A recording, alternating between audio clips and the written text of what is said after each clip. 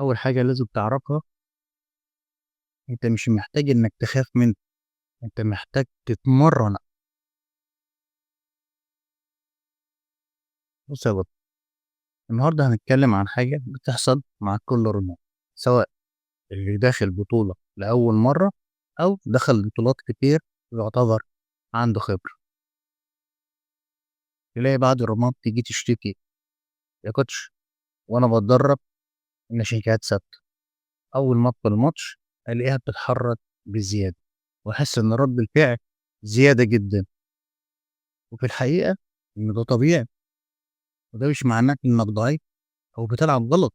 خلّيني أشرح لك الموضوع بشكل مبسّط. أول نقطة، أنت مش بتتهز أكتر، بالعكس أنت بقيت تشوفه أكتر. طب ليه بيحصل الموضوع ده؟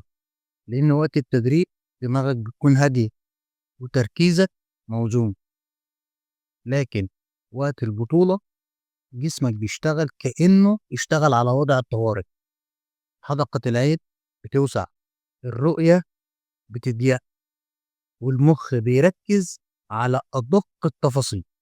فالحاجات اللي أنت ما كنتش بتاخد بالك منها قبل كده وقت التدريب، دلوقتي شايفها واضحة جدًا، وده بيخلّي الصورة قدّامك إنها مهزوزة. بس في الحقيقة أنت ما فقدتش السيطرة، أنت زوّدت وعيك.